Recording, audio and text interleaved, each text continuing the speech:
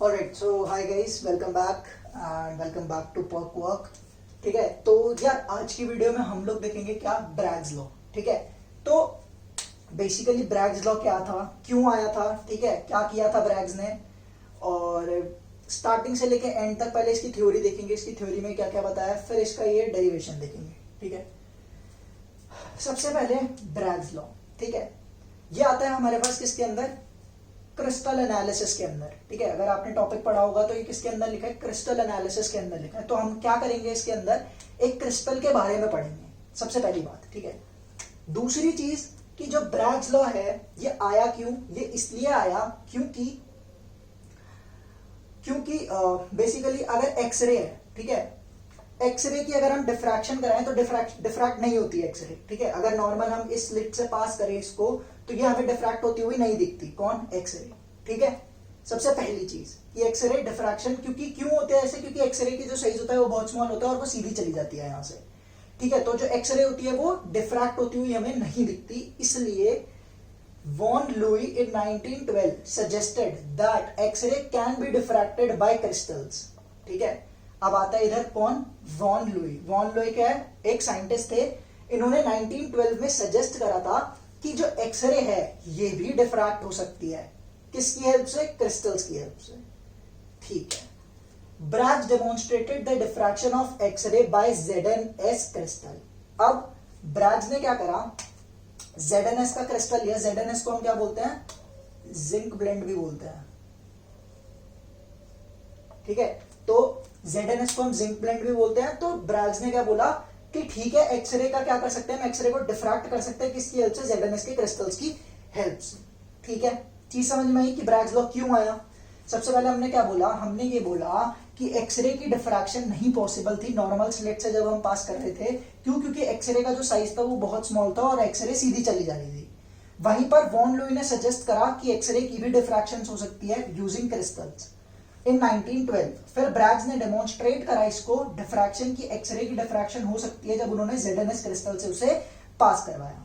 ठीक है, ठीक है, अब अगर हम इस स्ट्रक्चर को देखें, जिसने मेरी पिछली वीडियोस देखी है उसे पता है कि अगर मैं इनकी डिस्टेंस की बात करूं, अगर ये एक प्रॉपर क्रिस्टल स्ट्रक्चर है इसको मानूं, और अगर मैं इनके बीच की स्पेसेस की बात करूं तो क्या होते हैं, इक्वल होते हैं, इक्वल होते हैं। ठीक है, अब इनके बीच में इनफाइनाइट पैरेलल प्लेन्स बन सकते हैं। ठीक है, इनके बीच में इनफाइनाइट पैरेलल स्पेस बन सकते हैं, कितने भी पैरेलल स्पेस बना सकते हैं हम।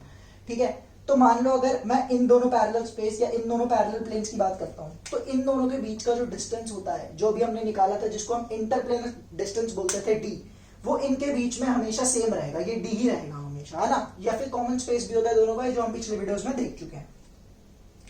अब आती है इसके डेरिवेशन की बात। The interplanar spacing d in crystals and wavelength d of crystals are same, order of d is equal to lambda x-ray is equal to 1 angstrom। अब इस लाइन का क्या मतलब है, इंपॉर्टेंट लाइन है ये सबसे ज्यादा। ये लाइन हमें ये बताती है कि भाई जो हमारा एक्सरे है ये क्रिस्टल से इसलिए डिफ्रैक्ट हो जाता है क्योंकि जो एक्सरे है इसकी जो वेवलेंथ होती है ये नियरली 1 एंगस्ट्रॉम की होती है, और जो हमारे पास क्रिस्टल्स के अंदर डी इंटरप्लेनर स्पेसिंग होती है, जो इनके बीच का जो स्पेस होता है ये भी ऑर्डर ऑफ एंगस्ट्रॉम ही होता है। तो क्या निकल के आया हमारे पास रिजल्ट की जो इंटरप्लेनर स्पेसिंग है और जो वेवलेंथ है एक्सरे की वो क्या है, ऑलमोस्ट सेम है, इसलिए डिफ्रैक्शन पॉसिबल हो जाती है। ठीक है, इतना भी समझ में आ गया। अब आता है इसकी डेरिवेशन, किसकी, ब्रैग्स लॉ की, जो हमने 12th में बेसिकली करी भी हुई है। ठीक है, तो यहां से यहां पे क्या मान रहे हैं, ये क्रिस्टल हमने ये यहां बना दिया। ठीक है, ये क्रिस्टल हमने यहां बना दिया, इनके बीच का डिस्टेंस हमें पता है कितना है, d है। ठीक है, मान लो ये एक प्लेन आया, यहां से पास हो गई डिफ्रैक्ट करके, यहां आया, यहां पास हो गई।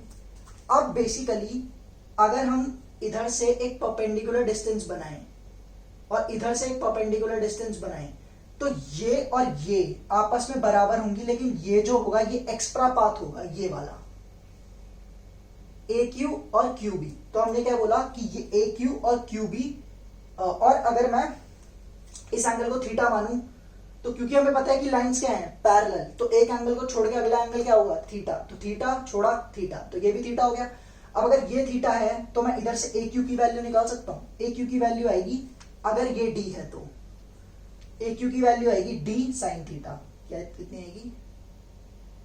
D sine theta. और सिमिलरली क्यू बी की वैल्यू भी कितनी आएगी?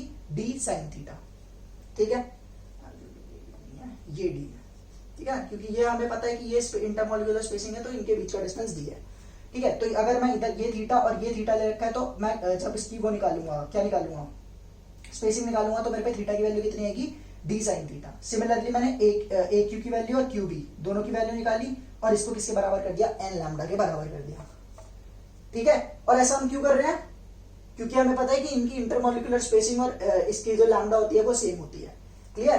तो ये कितना हो गया? A Q plus Q B is equal to N lambda. N हमें क्या बताएगा? कितनी नंबर ऑफ पैरेलल प्लेन्स आएंगी और फॉल करेंगी, और ये कितने किसके बराबर हो जाएगा? 2d sin theta is equal to N lambda.